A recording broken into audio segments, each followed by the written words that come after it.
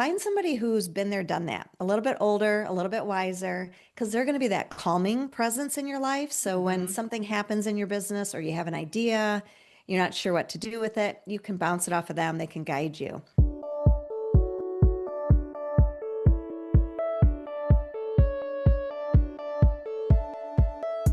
So, you want to make an impact. You're thinking about starting a business, sharing your voice. How do women do it that handle motherhood, family, and still chase after those dreams? Well, listen each week as we dive into the stories of women who know. This is Call Me CEO.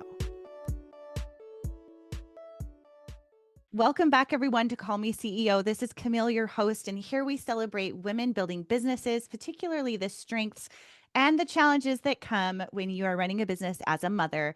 And today is no exception to that. We are speaking with Jennifer Koch, and she is a woman who has built many businesses and helped others to build theirs as well. When Jennifer's not meeting with clients, she is an adult that likes to play pickleball, babysit her grandchildren, sip coffee, chatting with her girlfriends. We just both found out we're skiers and snowboarders alike. But what's really neat and what she's going to share with us today is how she built her proprietary 9-pillar blueprint to help entrepreneurs increase revenue, boost profits, and achieve double-digit growth.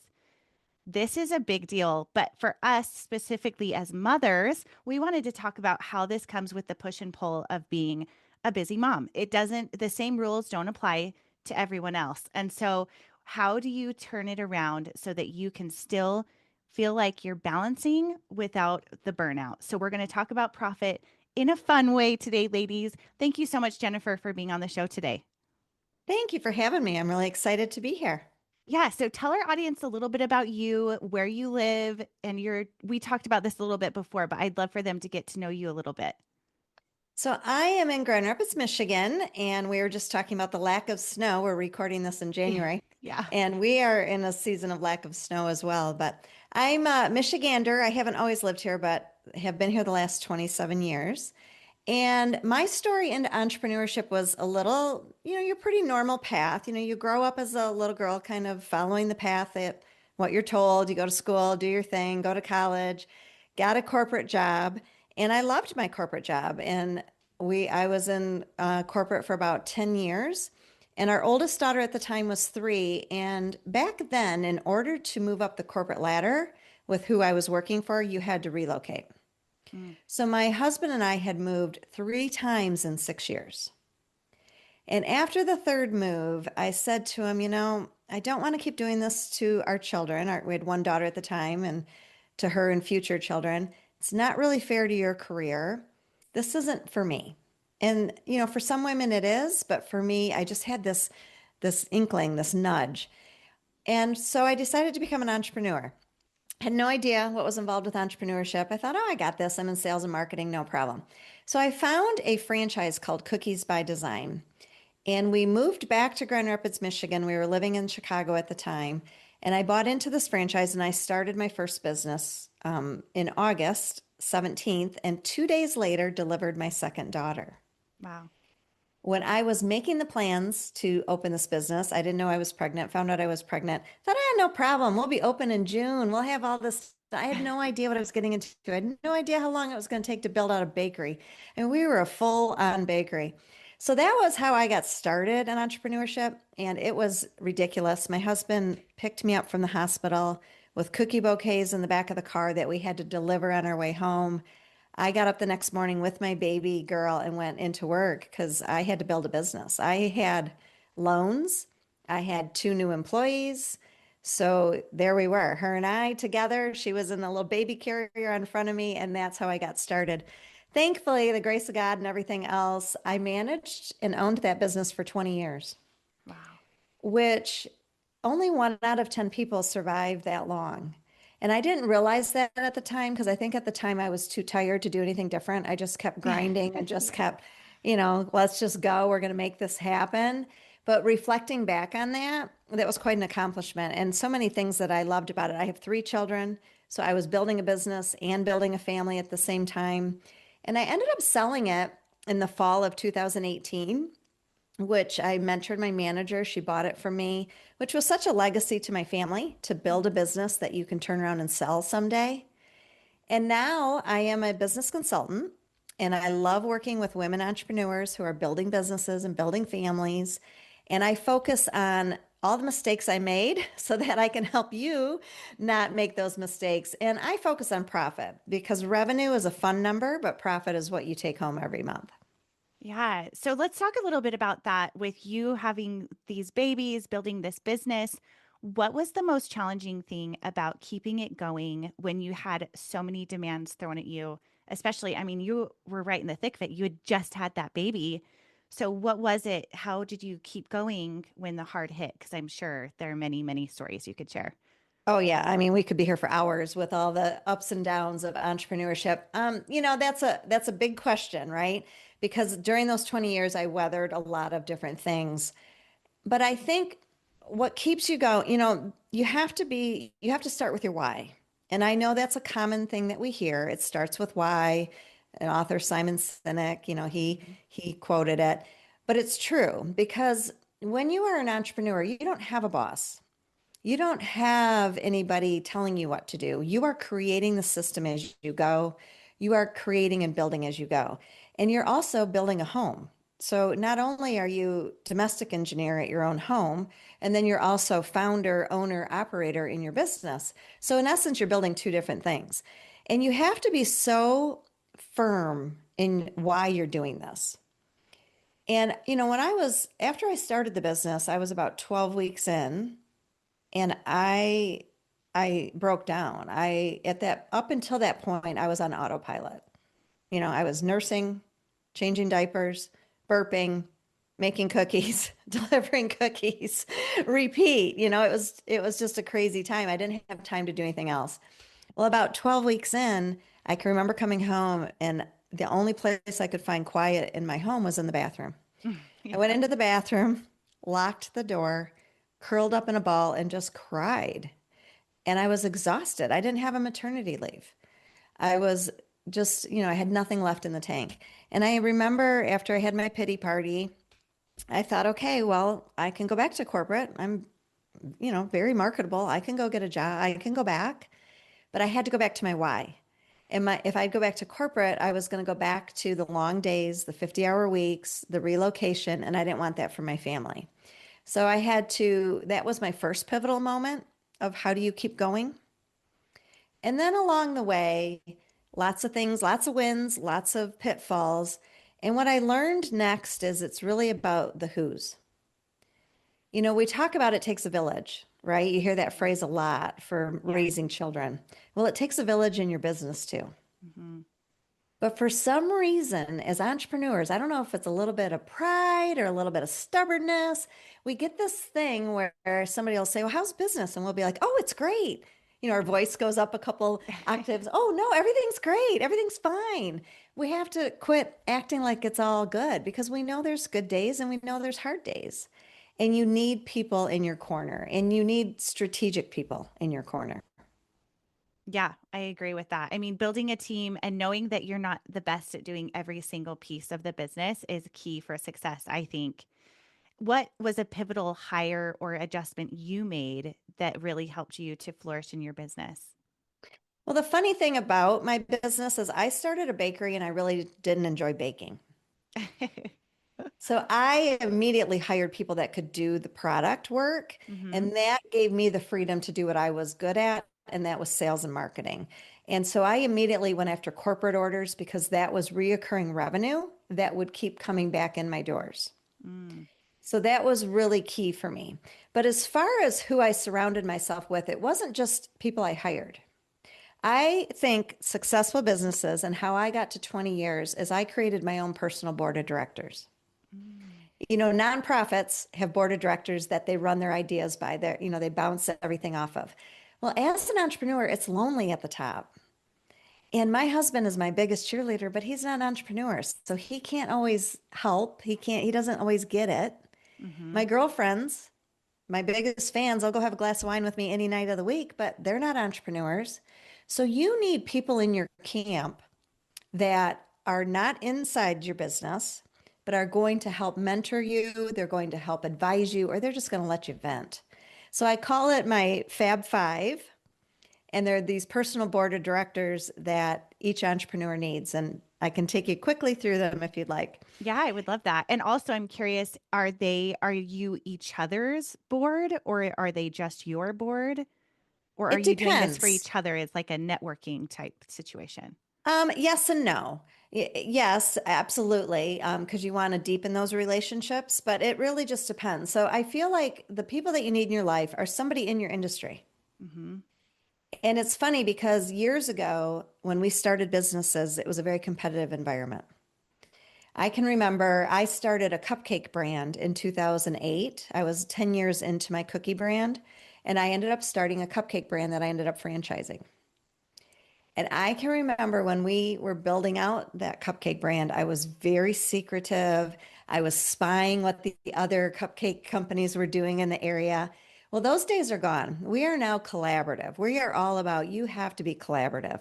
So I believe find people in your industry because you're going to help support each other. There's enough business for everyone to go around. Yeah, I love that. And then the second person in your group is somebody outside of your industry that has just run a business and gets it, kind of understands what you're doing. And then I say, find somebody who's been there, done that, a little bit older, a little bit wiser, because they're going to be that calming presence in your life. So when Hmm. something happens in your business or you have an idea, you're not sure what to do with it, you can bounce it off of them. They can guide you. And then the fourth person needs to be somebody younger because it's very easy to get kind of stuck in your ways and get very comfortable with your business. And the younger people have a way of kind of sparking innovation in you. Yeah. For me, I have two grown daughters now. They're my inspiration and keep me up to date on what's happening. I always joke with them, keep me relevant. Yeah. And so you need those people in your life. And then the fifth one is you need that confidant that's just going to let you cry, going to Mm. let you high five when you have a really good win. They're just going to be there for you. They're not going to judge you. They're maybe not even going to say anything. They're just going to listen. And that's so important because I think what's hard about when you're isolated building a business, you can overthink everything. Hmm. And then the mental load gets to be too much. And that's when we start to burn out and we start to question our decision. And that's partly what leads to only one out of two businesses make it 5 years. Ah, I agree with this so much. And I love the idea that not one person can fulfill all of those roles, that you really have to surround yourself with the five. What did you call it? The power five? I call them my Fab Five. It's Fab like five. yeah, it's like your personal board of directors. I love that. I even feel like my sister is one of those people for me that if we have a massive success or win, she can tell me or I can tell her, and her business is way bigger than mine, massively so. And she can tell me their revenue and how they've grown and brought in, they now run 8 businesses under the umbrella of their one. And she can tell me exactly what it looks like. And I am so genuinely thrilled for her. And she's told me, I love that I can be honest with you about the wins because you don't want to come across as braggy or that you think you're better or whatever the thing is. But also, with that level of success comes really hard challenges too, like being sued or going through really devastating losses. And I love that I can be that safe space for her and she can be that space for me too. Yeah, that's great that you guys have each other. Yeah, well, she's awesome. So I love hearing about that. Thank you for that idea. And also, I think keeping young people in your corner is huge. I love all of it. The older, the younger, we just need a little bit of everything. I think that's actually, I'm going to go back and write those down because I love that so much. Make sure I have them all filled. There you go. Find Yeah. find the right people. Don't rush into Yeah. it. Find the Oh, right no. people. And And then the, you can be, like you said, be those people for them too. You right. can Yeah. reciprocate. And I think so often too, if you're looking at business growth as a collaborative effort with like being around people that are, it's about rising tides. I don't, hopefully for you, if you're listening to this and you're thinking, who are those people for me? I hope that that mindset is one you've already adopted. I would imagine it is. It's really just identifying it and using that as a power resource for when you are feeling that depletion or feeling like I have to do it all.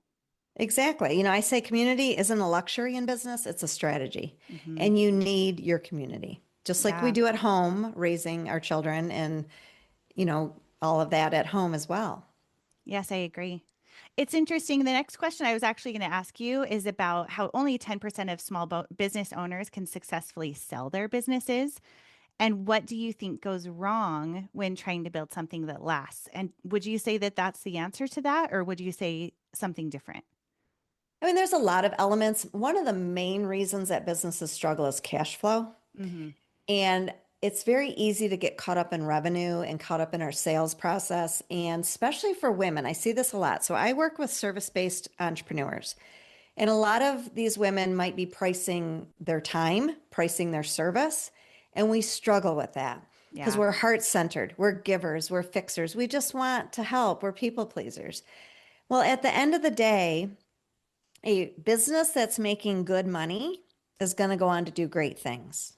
Mm. And if you're giving away your services without looking at the profit margin, without looking at the profit, and not being able to pay yourself regularly, you really need to reevaluate that because all you're doing is giving away of your time. And when you give away your time without the reward in return, you're going to start to feel depleted and your energy is going to dip. You're going to get frustrated, and that can lead to cash flow issues. And that adds a lot of stress. There's nothing worse than being up in the middle of the night wondering how you're going to make the next payment or the next payroll. So it starts with making sure that you are set up for success. You need to be profitable. And I think a lot of another piece of it too, as far as building a business for long term, is expectations. We live in a world where we expect to be successful and profitable and huge tomorrow Mhm. because so and so on social media is a seven-figure business. We see all these people touting these, I'm six figure, seven figure, and I can get Amazon delivered to me tomorrow. And so we go into it thinking, I love my business, I love my product, I love my service. Why doesn't everybody else love it as much as me? Why am I not as far ahead as I should be at this point? I was just meeting with a client who's been in business 18 months. She's had tremendous growth, but in her eyes, she felt like she was behind because she's comparing herself to people that have been in business 5, 6, 7, 8 years and beyond. So we have to make sure that we're managing our expectations and that we're growing how we want to grow. The way you want to grow is very different than the next person. And this gal is a mom of two. She only has 3 days a week to work. And that's great. You can build a profitable business, still pay yourself something every month, working 3 days a week. But don't compare yourself to somebody who's burning it and working 70 hours a week, which is great for them. So it's a mindset game. Not only do you need strategies, cash flow, the right people in your corner, but you need to make sure that you're focusing on what you're doing, not what you're not doing. Yes, I love that. So, what do you think one shift is that women can make right now? I mean, so much of this is mindset work too, but like, let's start with the pricing yourself example, because that is, I coach women too. Number one, they'll say, oh, I know I'm not charging enough, but how do I charge more? Like, getting over that almost that guilt of like asking for more. What would be your advice on doing that? I think a lot of times what happens here is we're making emotional decisions. And if you want to step into being the CEO of your business, we have to start letting data and we have to start using some rationale and making strategic decisions. So the first thing we would do, like I'll give you an example. I worked with a gal who was an interior designer and we went through her packages. She had like three different packages. And I said, well, how long does it take you to do package X? Oh, I don't know, a couple hours. I said, okay, I want you to track your time. You're going to go work with, this client A on package X. You need to track your time. So she tracked her time, came back to me, and she's like, holy cow, I spent triple the amount of hours with them. I had no idea. So when we ran the numbers, what she was charging, she was making $2 an hour. Oh, no. No one's going to be motivated to stick in the game making $2 an hour. So you have to know where your energy is going, where your resources are going, track your time, track the expense that it takes to fulfill what you're producing, if it's a product or a service, and then price it so that you have a strong gross profit margin. It starts with the gross profit margin. Every Now, industry is a little different, but you want to make sure it's at least 50%, if not higher. Okay, that's actually one of the things I was going to go into the logistics of that. I have heard people say, especially when it's like a service-based product, that if they are all booked out at a certain rate for the next ones to go up a bit higher each time. What is your opinion on that? Yes, I agree. First of all, let's make sure what you're pricing has a good profit margin so that there's money left over to pay for your subscriptions, pay for your office, or pay for whatever, and then money left over to pay you every month. And then the second thing is when it comes to pricing, it's always such a hard thing. When do I take a price increase? When do I not? A good habit is once a year, reevaluate where you're at. This is for businesses that have been around a few years. Make sure, because things have a way of creeping up in cost without you Mhm. realizing. I remember Yeah. one year I looked at my vendor invoices with my bakery and the butter had gone up about 20% and I didn't notice it because I'm just, clipping along, ordering butter, making the payment without thinking about it. So, yes, when there's a wait list for service because it's your time that you're, you know, transaction, that's always a good indicator to reevaluate your pricing. Can you take your pricing up a little bit? Yeah. What would you say for the marketing piece when that's a question that I get a lot from moms where they'll say, you know, I have such a demand on my time from my kids. It's not always my own. So, what is your advice with marketing in today's market in terms of social media, Facebook ads, copy ad? Like, what do you see working well with the people that you help? With the people that I help, we lean heavy into referral marketing because it can be very expensive to run Facebook ads and Mm-hmm. Google ads. And when someone's referred to you, they're 80% more likely to be a client. So that's the strategy I like to lean into if you're building a local service-based business, like a interior designer, photographer, or something like that. Mm-hmm. Online businesses can rely a little bit more on social media, but back to you're a mom, you've got children to take care of, you've got a business to build. Your capacity is limited. And so you have to be so hyper focused and intentional with your time. And this client in particular that I was talking about earlier, she's working 3 days a week and she builds out websites. So we found that sweet spot of pricing, and she has to go find clients that are willing to pay her a little bit more in order to get the numbers that she needs in the time frame that she has. And so this is where when it comes to really standing out with less effort and less dollars on ads is to really find where you fit in the marketplace. You'll hear it referred to as a niche. I like to say find your group of people, whether it's an industry, whether you're servicing an ideal client, persona, or whether you're a thought leader. So, for instance, my cookie business, we did these cookies on sticks and they would have corporate logos on them and they were gifts. So I didn't go out to market and tell people I was a cookie business. I didn't sell cookies. I sold gifts. I became a thought leader and expert in gifting. And I taught companies the the importance of it. Oh, it's a great marketing tool. It's a great thank you gift. It's a great referral tool. Mm-hmm. And what that did is that separated me from other cookie and cupcake businesses. I was a gifting business. So when you can find where you fit in, you're not meant to serve everybody. My favorite quote I always say is stop being everybody's cup of tea, instead be someone's shot of whiskey. Ah, I like that. Because So, a shot of whiskey is memorable, right? yeah, yeah. So you don't need to go serve thousands of people. You just need a little group that's Hmm. going to be really loyal and going to refer you. So find the people that you're meant to serve.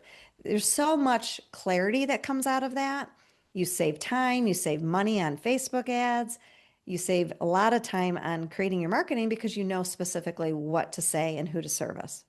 Yeah, I like that. When you help clients to double profit without doubling the workload, what would you say the first thing is to remove or simplify to make that happen? We do a couple of things. I do an audit of their entire business, and I have 9 pillars that I have built out that create a successful business. And I'm looking for where the hidden opportunities are, and I'm looking for where the blocks might be. And as a business owner yourself, it's hard to see because you're in the weeds every day. Mhm. So a lot of times the opportunities come from they're not priced properly, so the profit margin isn't strong enough.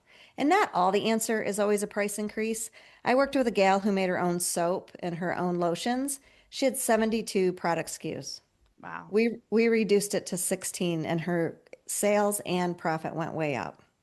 Mm. She was just, we do that a lot. We just keep adding, thinking if we add, if we add, it'll come. Well, she wasn't really marketing what she had, what the core products were, the ones that we're selling.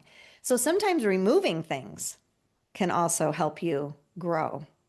So we start there and then we get really crystal clear on where we fit in.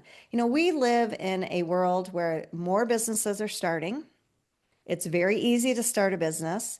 It's very easy to go online, where every single one of us is in a saturated market. Whether you're a realtor, insurance, whatever you do, you're in a saturated market. So you have to find your little piece of the pie. And that's where that niching comes in. That's where finding your ideal client. And so then once we have those things figured out, now we know where to go spend our time. Like for instance, I had a photographer came to me. She was doing babies, everything but weddings, families, senior portraits, weekends, nights, her family was busy. She was exhausted. Well, after doing some deep dive, she realized that she had a heart for interior design. So she positioned herself as a real estate photographer. That was 5 years ago. Year one, she four times her revenue. She has not looked back. She has added services. She has built a tremendous business, and all she does is real estate photography. And so when she made that decision and created the packages for that, what happened was now she knows where to market. She doesn't have to go to every mom's group or every women's group or every chamber meeting. She goes to where the realtors are hanging out. So not only did she raise her revenue and profit, she also saved herself about 5 hours a week. Are you ready to reclaim your time and finally focus on the tasks that actually grow your business? Whether you're looking to hire a VA or thinking about becoming one, I've got the perfect solution for you. If you're overwhelmed with your business, I personally connect entrepreneurs with highly trained virtual assistants, graduates of my 60 Days to VA program, so you can confidently outsource and scale. Or if you're looking for a flexible, profitable business from home, my 60 Days to VA course gives you everything you need to have to become a successful assistant without the trial and error. Head to CamilleWalker.co to get started today. Whether you're hiring or launching your own business, I'm here to help you make it happen. You can also grab this link below and schedule a free discovery call with me to see if it's the right fit for you. Yeah. Ooh, that's a good little niche market that I see is growing. I'm like, what a great idea. Because you can do that on the off hours. You don't have to wait till nights or weekends, with like actual Right. people. I think that's awesome. Do Yeah. you, as far as niching down, what are some skills or tools that you've used to help people to identify that? Because I think that can be a trick for people sometimes. Do you have any questions you like to ask or exercises you like to do to get to that answer?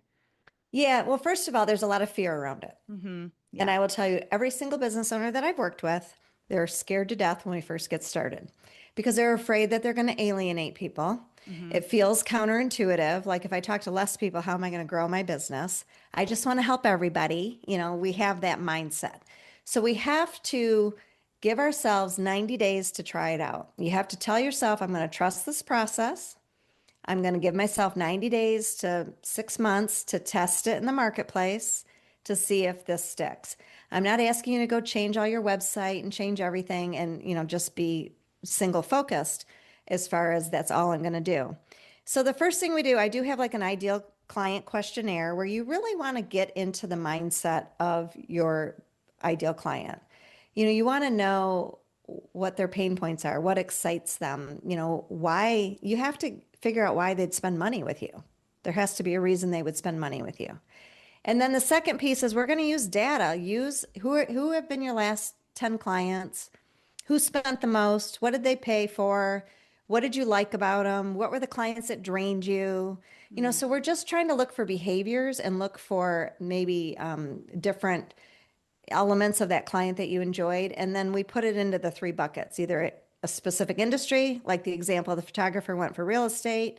An ideal client could be, I'm a dog groomer and I just work with golden retrievers, to a thought leadership, which is like my example where I was a gifting expert with the cookie business. And then this is important to know. Just because you're a dog groomer that loves golden retrievers and you market yourself as a golden retriever dog groomer, doesn't mean you can't do the chihuahuas and everybody else. Hmm. And I think that's why business owners buck this strategy a little bit because they're afraid of alienating. It doesn't mean you can't say yes to other people. It just makes your marketing and it makes it easier for you to be remembered. Yeah. Oh, yeah. I like that. Now, you spoke to referral based business. Do you have ideas around that piece where you help get people back in or use those referrals? What's your favorite way to do that? When it comes to referrals, is you just have to be give, give, give. You can't ask for anything. You have to deepen relationships. So let's say you go to a networking event and you meet five people. After you get home, you need to reach out to them and just, say, I enjoyed meeting you. And then you need to create a system where once a month you give them a touch point. And it's not, hey, do you know anybody who could, who's looking for a business consultant, or do you know anyone who needs a virtual assistant? It's just, hey, I saw this article and thought of you. Or did you hear this podcast? This made me think of you and I thought it might be helpful for you. You have to nurture those relationships. And when you do that, and you can do that in a lot of different ways, you can even do that when you're out at PTA, at your school, PTA meetings. Those are all areas to network your business because you're just building relationships with people. And the goal is to be remembered. But when you put a system behind it and create touch points behind it, then it becomes a little bit more robust and you don't forget about those folks and they don't forget about you either. And then try to be the super connector, be the one that knows, oh, I've got a mortgage person and I've got this person and let me send you their name and, try to be that super connector. So it's Mm, just relationship building is really what it is yeah, I agree with without that. without asking. Yeah. Ooh, I love that. And are you using an app service? I actually had a woman I was coaching, and that was her number one thing was she does big investments with big companies for real estate. So it's like multi living situations. And she said, my number one thing is networking because I'm at a level now where it's really who I know and how I nurture those relationships that builds and grows my business. So she actually had an app that she liked to use for that. Do you have an app you like to use or do you do your own thing? I use a CRM system, a customer relation management system. And so everybody gets put in there and I tag them depending on how I know them or if they're a client or a lead or a referral. I call them strategic referral partners. Mm-hmm. And then I can use that to kind of keep track of notes or anytime I saw them or sent something to them and then I can add dates to it. So I use that as a system. But before I had that, I just started that last year of my consulting business and I've been at this 5 years now. I just used a good old Excel spreadsheet. Yeah. And whatever works for you. What I know is if you think of the thing or the person, as soon as the event is over, make note of it because you will forget. If you're anything like me, I have to make a digital note or write it down or something because life is so busy, especially with everything else we have going on, that if you can put it into a system and make it something that becomes a rhythm of your life rather than extenuating, like, oh no, I forgot that thing, it's so much more likely to happen. It really is. And, make it, I try to make it the first thing I do every day. Sometimes you'll hear it referred to as power hour, Mm, where before I get, caught up in emails and social and content and all the things, I try to reach out to a few people, follow up with a few people, just to kind of be intentional. And then it's off your plate for the day. It just feels so good. yeah, I agree with that. Now, had they you have had so much experience with running a team, building a family, and trying to balance it all. What are some things that you would tell that mom who's listening that feels overwhelmed or guilty for trying to run all the things and feeling like she's coming up short in both areas? When I was in the thick of it, I felt like I was coming up short in both areas. It's hard not to. Hmm. And it's because we're overachievers usually as entrepreneurs. We have big goals, big aspirations. And we also, most people start a business because they want freedom and flexibility. And so we wanted that freedom and flexibility to go on field trips, to volunteer at school. And so I think it's really important to give yourself a break. I think it's really important to give yourself grace. And I think, how do you put boundaries around it? The reality is your business life and your home life are going to intertwine. That's just we're not at a 9 to 5 job where we get to go Hmm. home and that's it. You're going to think about your business at 7 at night. It's going to come up. And so the biggest thing for me was really trying to be intentional and focused on when I was at work. I'm working on those work things and I'm only picking a couple of things. I'm not going to sit here and try to crank out 20 because then you just rush and you feel like guilty and horrible that you didn't get anything done. And then when I'm at home, I'm just trying to be home with the kids. Like if I'd go pick them up from school, just putting away my phone and just being in the moment. So, really trying to be in the moment is key. And that's a habit, right? Our phones can be our best app, our best resource, and they can also be really destructive. So, using the do not disturb feature and just trying to be in the moment. And then I'll tell you that my kids got involved in the business. I mean, I owned a cookie and cupcake business. We were in the 4th of July parade. My kids were in the parade with me, passing out candy. We would go to trade shows and my kids were passing out samples of, cookies. It's okay to get them involved with it a little bit. And it actually was really fun. And we even would get involved in conversations about, okay, when we make this much money, we're going to put it in a fun fund. I'm going to take my profits every month out of my business, and some of it's going to go back into the business. Some of it's going to pay me as the owner. Some's going to go into emergency fund, and we're going to set up a fun fund for the family. And once we get to a certain amount, what do we want to do? We're going to go on a ski trip or whatever it was. So it got the kids involved in the big picture of running the business too. Hmm. And, my kids are older now. They're 21 to 31. I have 3 children. And I will tell you that my biggest legacy was not selling a business that was debt free for profit. It was what my kids learned watching me build a business. They got a front row seat to what entrepreneurship is, to what it takes to put community first, what customer service looks like, what grit looks like, what problem solving looks like. They learned so many things that I could not have sat at the kitchen table and just talked about it to get them to learn. And now one of my daughters is actually starting her own bamboo baby and adult pajama business. Oh, so cool. I actually So love that you answered that because I was going to say, what have you heard from your children specifically? What have they said to you now that you're in a space where maybe many of the people listening are in the stage I'm in, where I still have my kids all in school, where you have the perspective more of your children as adults and now telling you, oh gosh, because I feel like you don't really get that or understand it until you become an adult or until you want to run a business or have children of your own. So I'd love to hear what you've heard from them now looking back in that perspective. I mean, my daughters, we're very close, the 3 of us, and they've been just really how they say I inspire them, and how it helps them take chances and take Mm, risks and not be afraid to try. I love And that. they also witnessed the failures. I had failures along Yeah. the way, quite a few. One of them was horrible, where I bounced payroll checks. So it wasn't always pretty. So they saw the tears, but they saw, I think, what they would tell me and kind of what they have said is they saw how no matter in life, things are going to come at you. And they saw how I leaned into my faith and how I looked at the issue at hand. And instead of freaking out or just throwing in the towel, we said, okay, how can we adapt? How can we pivot? What do we need to do? And those are skills I see them using now in their businesses. And that to me, both of my daughters are in supply chain and they are on the fast track. They get wonderful, wonderful reviews in their corporate business. They all have really strong work ethic. And I think it's from just watching somebody build a business. So cool. That's so cool. I bet that's awesome for you as a mom and then seeing them become parents. And that's just awesome. I'd love to hear a little bit more about your 9 pillar framework. If you could just take us through a little bit what that looks like and what is one pillar that most women overlook but desperately need. Good question.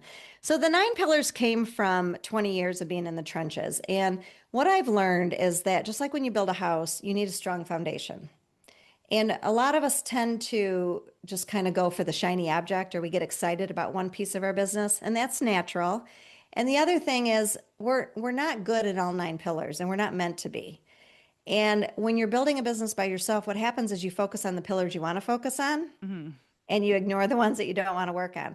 So I created this 9 pillar foundation because I want to make sure that you're paying attention to all of them. So it starts out with revenue because that's where, we need cash coming in. The next one is your ideal customer. I want you to really figure out where you fit in. Then your referral network. Then we move into marketing. But when it comes to marketing, marketing for me is messaging. I want to make sure that you are really hitting the points that your ideal client wants to hear because that's going to get them to lean in. And then systems is the next one. We move into sales process. And then we get into kind of the top three peers or whatever tiers of the pillar. And that's the impact. That's your community involvement. Because that's what's cool about building a business is you now get to either hire people in your community or donate or, get involved. And then your team, you're mentoring a team, you're bringing on a team, and then net profit is the top because the goal is to get to net profit. For women, the toughest pillar is net profit because we have a hard time with pricing like we talked about, but really the other one is sales. And we have this idea of sales being we're doing all the talking and being pushy, and we just don't like it. And so what happens is a lot of times we don't follow up with potential leads. We think we're bugging people. So in the sales pillar, we talk about how to listen more, talk less, how to ask questions, and how to follow up. And you keep following up in a way that is genuine, authentic to you and your brand, not pushy. But if the fortune's in the follow up, and if you don't follow up, you're leaving dollars on the table. I love that. The fortunes in the follow-up. What would you say for people that are leaning into that new way of framing sales and really trying to put in that genuine attraction piece into it? What has been a piece of that that you've seen work well for like an actual practice that people put into place that maybe wasn't initially comfortable for them to do before? Emailing. I had a client who she owns a painting business, her and her husband, and she was relying on Google ads and it was getting very expensive and her leads were drying up. So we started really thinking about her referral partners. She goes, she's out in the market a lot, meeting a lot of people, but she would never follow up with them because she felt like she was bothering them. And so we started really creating an email sequence as part of the fortune and the follow up. It's a 9-step process. And I'm not saying email them every day, Right. but you need to stay consistent. Consistency wins. And the hard part during this process is the quiet. So we start to think that when they're not replying to us or we don't hear from them, that we've offended them or we're annoying them. We start to think we create all these narratives in our head. And you have to keep going until you get a hard no or a not right now or a yes. And when she started doing this in a genuine way, her emails weren't like, hey, are you ready to paint? You ready to buy? You ready to buy? They were, just thinking about you, checking in. Once in a while, she'd drop cookies off at like somebody, just something to kind of drop in. She started getting more yeses. She wasn't annoying people. People are busy. So if someone doesn't answer your email, don't take that as the end all. People are busy. But email still is a great tool. It's one of the best tools because you can't control social media, but you can control emailing or texting depending on what your business model looks like. Yeah, I agree with that. I've had people that have followed up with me multiple times in email, and I get hundreds of emails. And I still have seen people continue to work or come to me that way. And eventually some of those people have turned into relationships where I'm like, actually, you know what? I'm ready for that thing that you're offering where before I Right. wasn't. But this is email 12, you know? So Right. if I'm okay with that, it's a good thing to think in reverse. Oh, well, then if I'm okay with that, I should be okay sending those kinds of things out too. So I like that it's a flip on that of just, keeping consistent. And there's kind of a wave too right now of going old school. Mm-hmm. Send a handwritten note. Mm. Send a handwritten card to a couple people you've met or, a couple leads that maybe you haven't seen in a while. And just, you're not asking for business. You're just kind of saying, I was just thinking about you. Hope all is well. Here's a great article I saw that thought, or Happy New Year. Hope you're off to a great start, whatever it is. But, Yeah. that can also get a lot of attention How because are you it's getting these addresses? Well, you're going to have to Google them if they Yeah. on the website, if it's a business that has a brick and mortar and office. Mm-hmm. You can Mm-hmm. also go to White Pages if you know it's a business at a home address. That is really nice. We rarely get like fun mail in the actual mailbox anymore, Never. right? Yeah. Or you'll So get you're those going to ones where stand out. you Yeah. think that it's a handwritten. You're like, oh, someone wrote, and then you open it up and it's Nat, and you're like, gosh, dang it, I was excited for a moment. I know. I hate those. But no, so So that's a good way to stand out too. So don't yeah. take, I always say keep going until it's a no and don't overthink it. Hmm. They're going to let you know or they're going to unsubscribe. And Yeah. that's great. You're not Yeah. meant to serve everybody, and that's Right. okay. Right. So if you could sit across from a younger version of yourself, that young mom with that new baby, what would you tell her today? I would tell her to give herself a little bit of a break, that just keep showing up every day, be consistent. It's all going to be okay. And I would also tell her that every yes is not meant to be your yes. Mm, I said when I was first building my business, and I had at the time that my two children that were, 3 and newborn, most of the women in my neighborhood were stay-at-home moms. And I said yes to everything they were doing, which was play dates at the park to going out on a mom's night to make mosaic tables. And I said yes to every customer that walked in the door and every opportunity. And I really ran myself ragged those first few years. mm, And so you have to really think about what's your best yes. And I wish I would have been a little more confident to say no to not only a few customers that burned us out and cost us money, but also that it was okay to miss everything my neighborhood women were doing. I didn't have to join the book club and, everything else. yeah, yeah. Ooh, I love that. I actually am in a training this week where we're talking about using our time, using mindset over time. It's mind management over time management. And one of the things that we talked about specifically is thanking your past self. And anything from 10, 15, 20 years ago to yesterday is your past self. And so, what would you thank your past self for? What would I thank them for? Hmm. Not giving up, maybe being Yeah. stubborn enough to not quit. Yeah. No, that's gold. I love it. So, being a CEO today, what does that look like in this season of life? Your kids are out of the home. You have a little more independence with your time. What does that look like for you today? For me today, it's about impact. This is my season of giving back. I started this consulting business during the pandemic Hmm. because I was watching small businesses. I just sold my cookie business and cupcake business of 20 years, and I was watching small businesses just flounder. Mm, And I thought, what? I have a skill set that can help these people.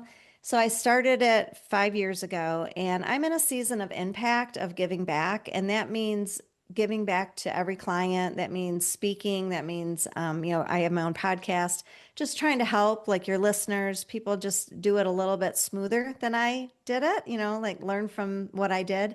And also giving back personally. My husband travels for work, so I get to tag along with him a little bit. I get to babysit grandkids.